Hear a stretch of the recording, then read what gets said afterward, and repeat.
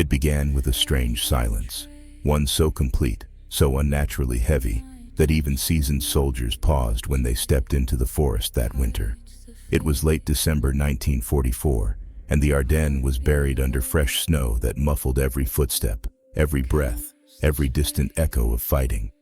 Men who had survived months on the Western Front claimed the forest felt different during those days, as if the trees themselves were holding their breath. Some blamed the weather, others blamed exhaustion, but one small American reconnaissance unit would soon discover that the silence wasn't just unsettling, it was the last sound they would ever hear. Their orders were simple: scout a narrow stretch of woodland south of Bastogne, confirm enemy troop activity, and return before nightfall. It should have been a routine patrol, nothing extraordinary, nothing dangerous, just the sort of assignment countless soldiers received every day. Yet from the moment they stepped beyond the last friendly outpost, the forest swallowed them. After they disappeared, officers would insist the patrol route was safe. Maps showed no unusual terrain. Radios had clear reception. The men were experienced, disciplined, and familiar with the area.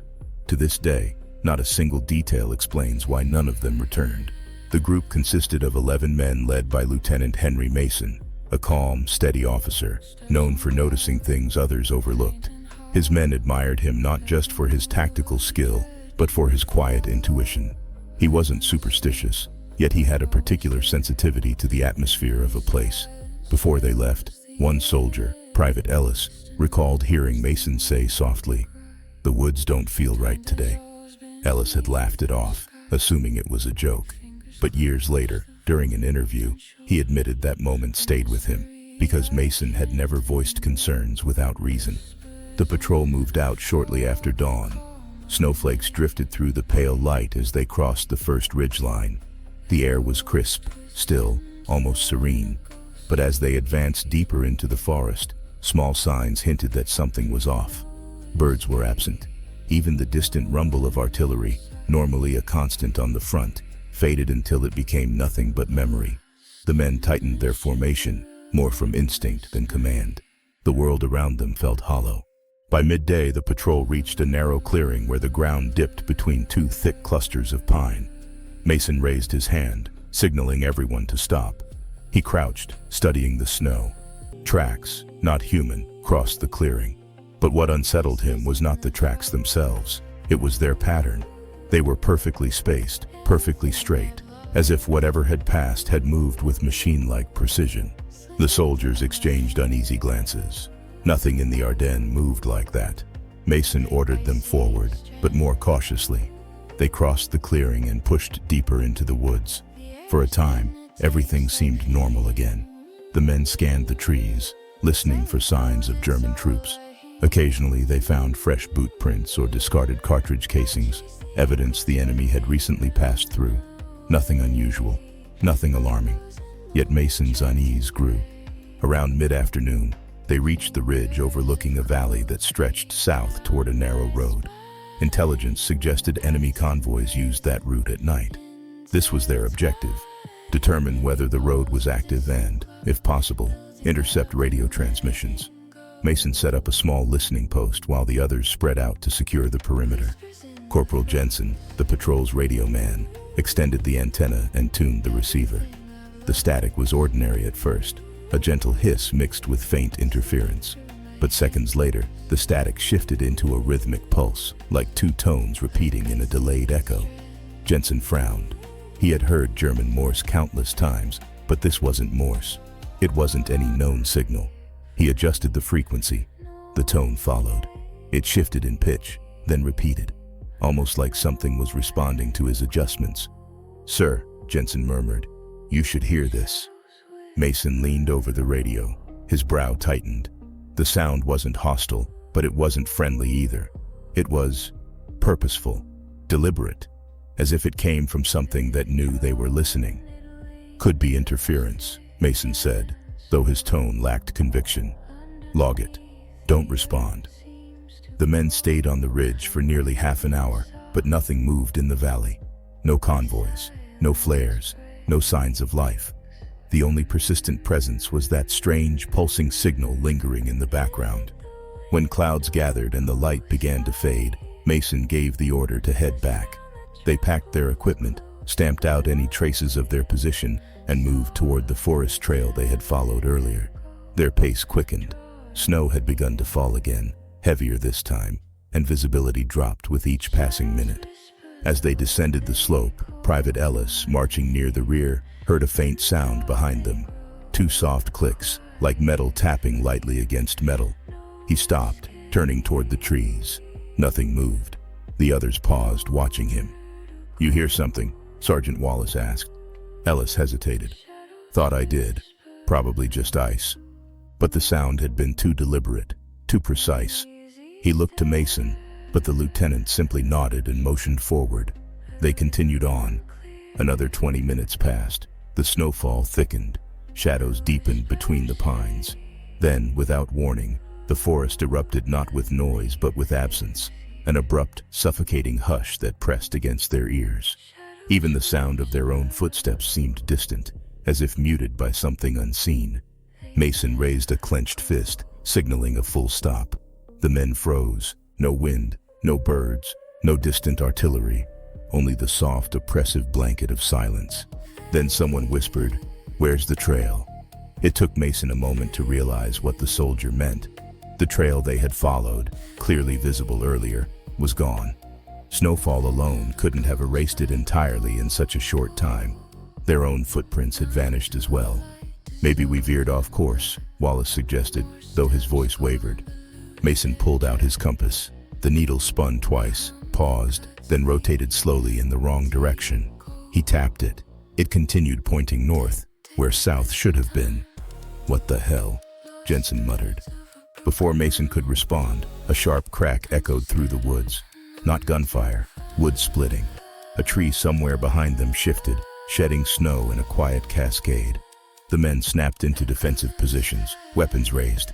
Something moved between the trunks. Mason saw it first, a flicker of pale shape, too short to be a man, gliding silently between the trees. He blinked, startled. The shape vanished. Private Ellis stepped back, nearly slipping on the snow. "What is that?" someone whispered. Mason didn't answer. Another shape moved, this time to their left, then to their right. Not closing in, just observing, drifting, watching. The men tightened their perimeter, fear rising in their chests like a slow wave. The silence deepened. Then the signal from Jensen's radio returned, not through the headset, but muffled through the air itself, as if echoing from the trees. A low, pulsing tone that vibrated through the stillness. Jensen stared at his radio, stunned. "Sir, it's not even turned on." The tone grew louder, more rhythmic. The shapes moved again, circling them with impossible smoothness. Mason's instincts screamed danger, though nothing physically threatened them, yet. "Back-to-back formation," he ordered. "Stay tight. We move together." The men clustered in a defensive ring. They advanced slowly, step by step, breath freezing in the air. Their boots crunched softly against the snow. The tone stopped abruptly. The silence returned, deeper than before. Then a voice echoed faintly through the forest. A human voice, calling Mason's name. The lieutenant stiffened. The voice was unmistakably familiar. It belonged to Private Carter, a soldier who had died 2 weeks earlier. Ellis dropped his rifle into the snow. No, this isn't." "Quiet," Mason snapped, though his own hands trembled. The voice called again, closer this time. Calm, measured, as if inviting them deeper into the forest. "No one reacts," Mason whispered. "We keep moving, eyes forward." But the men's fear had reached its breaking point. The shapes returned, pale, drifting, moving with eerie precision. The forest seemed to twist around them, absorbing their movements. Snow began to fall in strange, spiraling patterns, as if drawn toward a center point they could not see. Jensen glanced at Mason. "Sir, something's wrong with the forest." Another voice echoed, this one a woman's. Soft, familiar to none of them. The ground trembled lightly beneath their boots. "Lieutenant," Wallace whispered, "we're not alone out here." Mason tightened his grip on his rifle. "Stay together. No matter what happens, stay together." But the forest had other plans. A blinding flash of white light burst through the trees. The men shielded their eyes. Snow whipped into a vortex. Branches snapped. The ground split with a muffled rumble. And in the chaos, one by one, the men vanished from each other's sight. The blinding light faded as quickly as it had appeared, leaving behind a swirling haze of snow. Lieutenant Mason staggered forward, blinking rapidly, his breath sharp in the freezing air. The forest reassembled itself around him, but something was wrong. The sounds, the shapes, the men, everything had scattered. The clearing had changed too. Trees he recognized were gone, replaced by towering pines he didn't. The air carried an unfamiliar heaviness, like the atmosphere after a storm, but no storm had passed. Mason called out quietly, "Wallace, Jensen, Ellis." His voice felt small in the vast hollow silence. No answer came back. He turned slowly, rifle raised, scanning the forest. His own footprints trailed behind him for a few yards, then vanished, erased cleanly as if the snow itself had inhaled them. Mason felt a prickle of fear climb up his spine. Not panic, but a soldier's instinct telling him he was now far beyond anything training had prepared him for. A faint crack to his right made him shift his stance. He exhaled slowly and whispered, "Steady." He moved toward the sound with cautious steps, expecting an enemy patrol, or maybe one of his men. Instead, he found something stranger. Jensen's radio lying in the snow, perfectly upright, as if deliberately placed. The device wasn't damaged. The leather strap formed a neat loop beside it. He picked it up, feeling its cold weight. Jensen never would have abandoned it willingly. He pressed the transmitter. Nothing, only static. He adjusted the dial. The same rhythmic tone he'd heard earlier pulsed faintly, slower now, almost like a heartbeat. Mason clenched his jaw. He slid the radio into his pack. Even faulty equipment had value. Then, from the far side of the ridge, a distant shout echoed. Human, panicked, male. Mason recognized it instantly. Ellis. Without hesitation, he sprinted toward the sound, navigating between trees, slipping on hidden ice, ignoring branches that tore at his coat. The woods seemed different now, denser, darker, more labyrinthine. Every few steps he thought he saw movement in the corner of his vision, pale shapes drifting between trunks, shadows shifting without wind. But whenever he turned his head, the shapes dissolved like fog. Ellis screamed again, closer this time but muffled, as though something absorbed his voice before it reached open air. Mason pushed harder, lungs burning in the cold. He skidded down a slope, gripping a branch to steady himself. At the bottom lay a narrow ravine partially covered in snow, its edges jagged and uneven. He scanned the area. "Ellis?" he called. A faint moan responded from somewhere to his left. Mason crouched beside a tangle of fallen branches where a figure lay half buried. He brushed aside the snow and revealed Ellis, trembling violently, eyes wide and unfocused. His helmet was missing. His face was pale as if drained of all color. "Private," Mason said, gripping his shoulder. "Look at me. What happened? Where's the others?" Ellis swallowed hard, lips bluish. "Something separated us," he whispered. "I don't know how. One moment I was next to Jensen, then light everywhere, and these shapes." He shuddered. They weren't people. Mason steadied his voice. "We're getting out of here. Can you stand?" Ellis nodded weakly. Mason pulled him to his feet. As they moved, Ellis's gaze darted around, unfocused, terrified. He seemed to be listening for something Mason couldn't hear. "Sir," Ellis whispered, "they're still here." Mason didn't ask who they were. They climbed the slope together. Snow fell in slow, heavy flakes, muffling their steps. For a few minutes, they made steady progress. Mason found comfort in the rhythm of movement, the familiar discipline of survival. But then Ellis froze mid-step. "They're calling," he whispered. Mason grabbed his arm. "No one's calling you." Ellis shook his head violently. "You don't hear it? It's Carter. He's talking to me." A chill pierced Mason's chest. Carter had been killed in artillery fire 2 weeks earlier. Mason had personally written the letter to his family. "Ellis, listen to me," he said firmly. "Whatever you think you're hearing, it isn't real." Ellis blinked rapidly, his breath quickening. "But it sounds exactly like him." The forest suddenly shifted with a low creak as windless branches swayed above them. A faint voice drifted through the trees. Mason heard it clearly this time. A human voice, calling Ellis's name. Ellis tore his arm free and stumbled toward the sound. That's him. He's alive. He's trying to find us. Ellis, stop! Mason lunged, grabbing him just before he could disappear between the trees. Ellis fought wildly, panic overriding reason. Let go. He needs help. He's not here, Private, Mason shouted. That is not Carter. Ellis collapsed to his knees, shaking. Mason held him firmly, keeping him from bolting. The voice faded slowly until only the oppressive silence remained. Then another sound broke through, a faint crackle behind them, like radio interference. Mason turned sharply.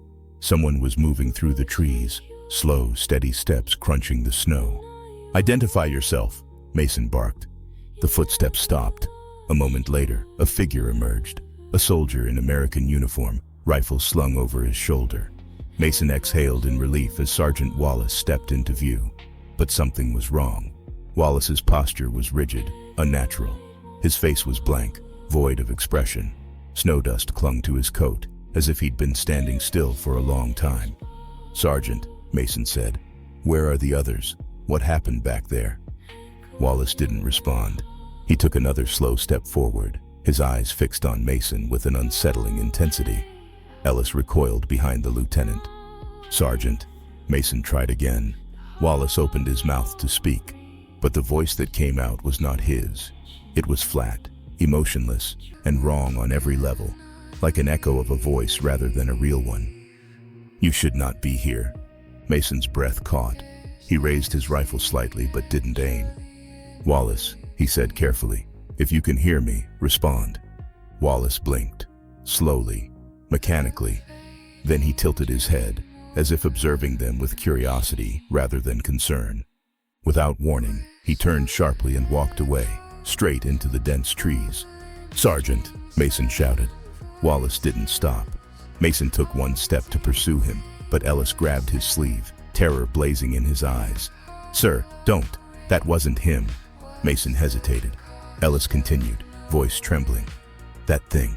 It looked like him, but it wasn't him. Mason slowly lowered his rifle, his heart pounding. He turned away from the path Wallace had taken. Ellis, he said quietly, stay close. They resumed their movement, though the forest felt even more hostile now. Every tree, every shadow, every flicker of light seemed to watch them. Mason felt the air thickening, as if the forest were closing in. They traveled for what felt like an hour, but could have been minutes. Time twisted strangely in the silence. Eventually, they reached a familiar landmark, a fallen pine with a distinct lightning scar along its trunk. Mason had noted it on their way in. Relief washed through him. We're close, he whispered. We follow this ridge north, then turn west. Ellis nodded, though he looked far from convinced. They climbed the ridge. At the top, Mason stopped abruptly, stunned. The landscape beyond was unrecognizable. The valley that should have stretched below them was gone, replaced by a dense, untouched forest with no clearings, no slopes, no roads. It was as if the land had rearranged itself. Ellis gasped. This isn't real. It can't be. Mason forced himself to stay calm. Panic was death. We keep moving, he said. Terrain changes with perception in snowstorms. Stick to the ridge. But as they continued, the ridge itself began to feel unnatural. The trees aligned in strange, repeating patterns. Branches arched overhead in oddly symmetrical shapes. The ground dipped in uniform intervals, almost rhythmic. Mason sensed it then, not just being lost, but being guided. The forest wasn't random. Something was leading them somewhere. The pulsing radio signal hummed again, faintly through his pack. Ellis flinched. Sir, make it stop. Mason turned and pulled the radio out. It wasn't even switched on. He removed the battery. The signal continued. He dropped the radio into the snow. The sound persisted. Ellis covered his ears. Make it stop. Make it stop. Mason grabbed his shoulders. Look at me. Focus on my voice. Ellis forced his eyes up, tears mixing with frost on his cheeks. Suddenly, a loud crunch echoed behind them. Both men spun around. Another figure stood between the trees. This one was Jensen. But like Wallace, Jensen's posture was wrong. His movements stiff, his face emotionless. Snow coated his helmet evenly, as if he had been still for hours. He stepped forward mechanically. "Mason," he said, or something inside him said in a perfect imitation, but hollow, delayed slightly, as if the sound came from behind him rather than his mouth. Mason stepped in front of Ellis. "You're not Jensen." The figure tilted its head exactly the same way Wallace had. "Return," it said. Then it raised an arm and pointed deeper into the forest. "Return." Mason's skin crawled. He tightened his grip on his rifle. Ellis whispered, "Please, let's get away from it." The figure didn't move as they backed away. Its eyes followed them with a cold, unblinking stare. The snow around its boots remained perfectly undisturbed, as if it didn't weigh anything at all. They turned and fled, no longer caring about silence or direction. Branches whipped past. Breath tore from their chests. The forest blurred around them as dusk descended prematurely. The air temperature dropped sharply, freezing the sweat on Mason's neck. Then, a clearing, a wide circular opening in the trees, perfectly symmetrical, too perfect. In the center lay items scattered in the snow: a glove, part of a torn ration box, a canteen, a blood-stained scarf, and Wallace's helmet. Ellis let out a choked sob. They were here. Mason crouched beside the helmet and lifted it slowly. The inside was cold, empty, undamaged. No tracks led in or out of the clearing. "Sir," Ellis whispered, voice cracking, "are we going to die out here?" Mason stood, eyes scanning the tree line. "Not if we keep moving.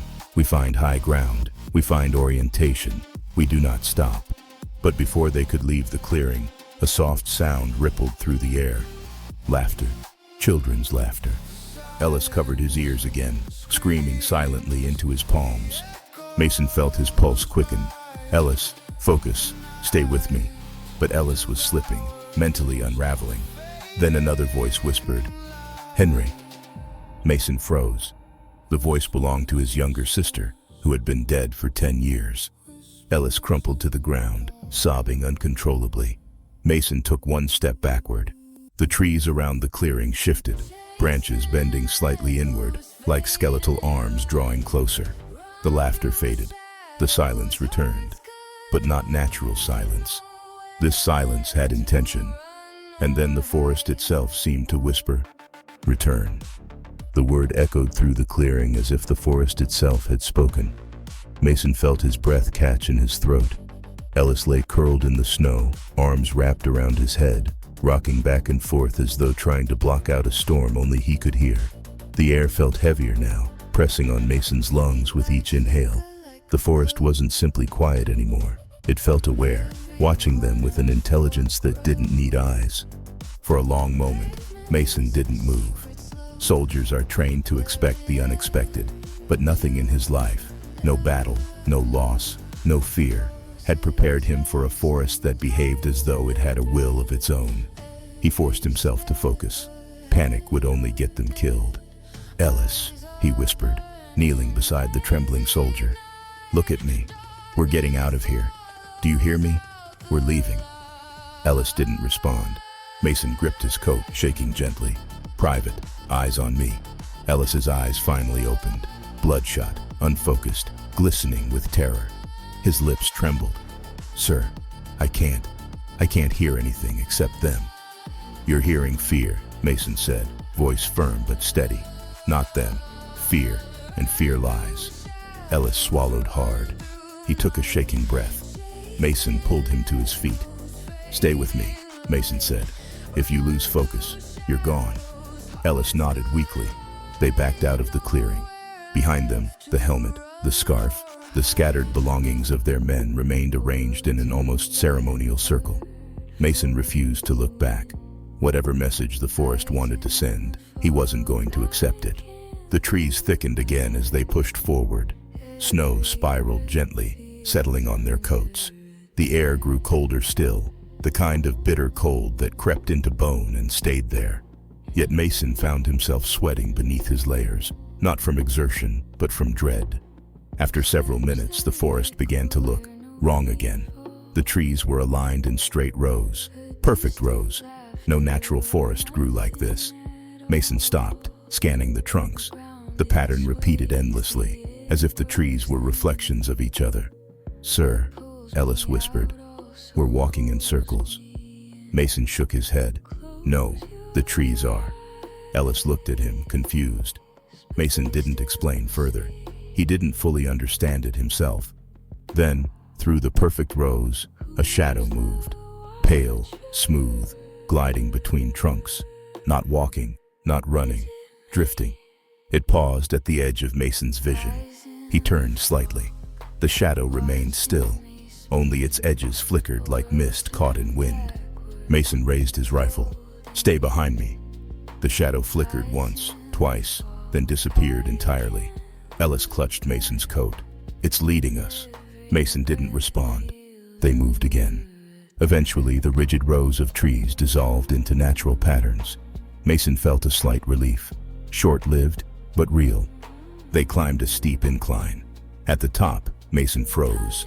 The forest opened into another clearing, this one narrower, with a tall, thick pine standing at its center like a lone sentinel. At first glance, it looked unremarkable. But as they approached, Mason noticed markings carved into the bark. Deep, deliberate strokes. Ellis stepped beside him, frowning. "What do they mean?" he asked. Mason brushed snow away, revealing the full symbol. A circle, a vertical line through its center, then a second circle overlapping the first. He had never seen anything like it. Not military, not cultural, not tribal. Something old, something precise. Ellis shivered. "It looks like an eye." Mason exhaled slowly. "Come on." But before they could move, a whisper drifted through the clearing. Soft, rising, layered, like multiple voices speaking the same words with slight delay. "You should not be here." Ellis stumbled backward. Mason raised his rifle, turning in a slow circle. The voices came from everywhere and nowhere. Then a figure stepped into the clearing. A soldier in American winter gear. Snow crusted on his shoulders, his posture stiff. His head tilted in that same unnatural angle Mason had seen twice before. "Mason," the figure said, though the voice was wrong, flat, hollow, as if scraped from memory. "Return." Ellis whimpered. Mason stepped forward, not aggressively, but defiantly. "Where are my men?" The figure blinked. Slowly. Then another figure appeared behind it, and another, all dressed as American soldiers, some familiar, some not. Their faces slack, lifeless, their eyes empty like painted glass. Ellis began to hyperventilate. "Sir, they're not real. They're not real." Mason gritted his teeth. "Stay behind me." The figures formed a semicircle at the edge of the clearing. Then the first one spoke again. "Return." "To where?" Mason demanded. "To what?" Silence. Another figure stepped closer. Its boots didn't break the snow. Mason realized then, they weren't standing on the snow. They were hovering just above it by a fraction of an inch. Ellis let out a strangled gasp. The figures moved in unison, one step forward, in perfect sync. Their heads tilted the same way, at the same angle, as if pulled by an invisible thread. Mason took a step back, pulling Ellis with him. The figures responded instantly, tilting their heads to the opposite side. It felt observational, experimental.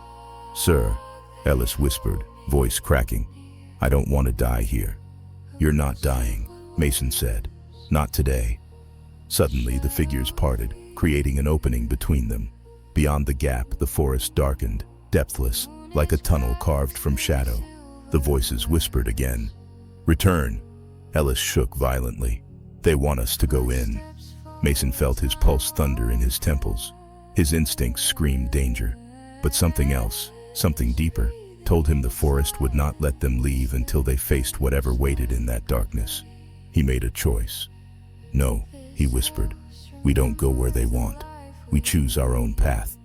He spun, dragging Ellis toward the opposite side of the clearing. The moment they crossed the pine shadow, the forest warped. The trees shifted violently, scraping the air with sharp movements like bones grinding. Snow exploded upward in a sudden gust, not wind, but force. The ground trembled beneath them. Ellis screamed, dropping to his knees as the air filled with a deafening tone.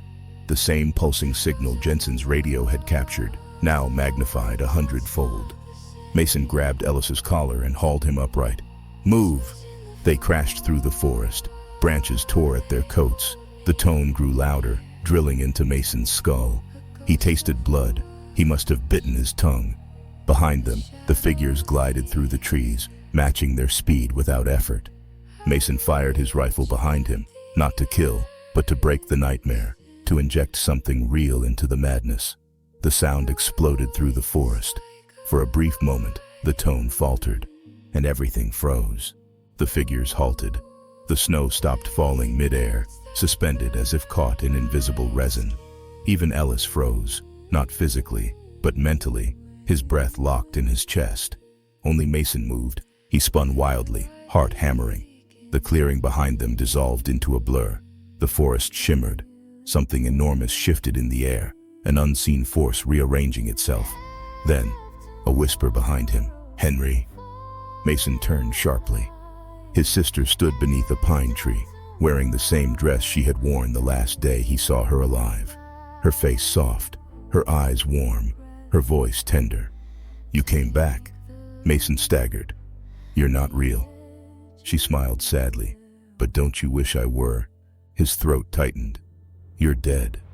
She tilted her head, the exact same unnatural angle the soldier figures used. Mason aimed his rifle. "You are not her." The apparition blinked, and for a split second, its eyes went entirely black. Then it dissolved into mist. The tone resumed. Time snapped back into motion. Mason grabbed Ellis again, forcing him into a sprint. The forest blurred, the world warping like a nightmare in motion. Mason no longer knew which direction they were moving. He only knew they had to keep going. Minutes or hours passed. Eventually the trees thinned, the slope leveled, the air brightened. They stumbled into a clearing. This one was different, messy, chaotic, real. Snow was trampled by dozens of boots. Tire tracks cut through the sludge. Spent cartridges littered the ground. Smoke drifted from a makeshift campfire. Human sounds, shouting, footsteps, coughing, echoed faintly. Ellis fell to his knees in relief. It's our camp." Mason couldn't speak. They pushed through the final stretch of trees. Ahead, American soldiers in winter gear turned at the sound. Their weapons lowered instantly when they recognized Mason's uniform. One of them rushed forward. "Lieutenant Mason, sir, where have you been? We've been searching for your patrol for 2 days." 2 days. Mason's breath caught. He had been gone for hours, not days. Medics reached Ellis, helping him to his feet. Mason stood silent as the men gathered around him. "Where's the rest of your patrol, sir?" the sergeant asked. Mason opened his mouth to answer, then stopped. The truth was impossible. He knew no one would believe a word of it. He wasn't even sure he believed it himself. "They're gone," he said finally. "We got separated in the blizzard." The sergeant nodded grimly. "We'll send search teams at first light." Mason shook his head. "No, they won't be found." The sergeant frowned. "Sir?" Mason's face remained cold. "They're gone," he repeated. "Let them rest." Ellis looked at him, eyes filled with a silent plea for the truth to be spoken. But Mason gave the slightest shake of his head. Ellis lowered his gaze. That night, Mason sat by the fire, staring into the flames. The forest loomed beyond the camp's edge, silent, watching. Snow drifted softly from the branches.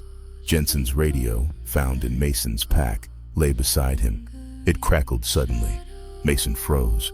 A faint rhythmic tone pulsed through the static. Then a voice, his own voice, whispered, "Return."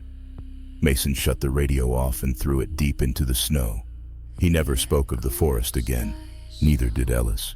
And although the army sent multiple search parties into that section of the Ardennes, no trace of the missing men was ever found. Not a boot print, not a scrap of cloth, not a single bone. It was as if the forest had swallowed them whole. Years later, long after the war, hikers who ventured into that same stretch of woodland reported strange phenomena. Voices calling their names, footsteps behind them when no one was there, radios picking up rhythmic tones no device should transmit. Locals avoided the place entirely, and those who dared to enter spoke of one thing most often: a suffocating, unnatural silence. A silence that felt alive.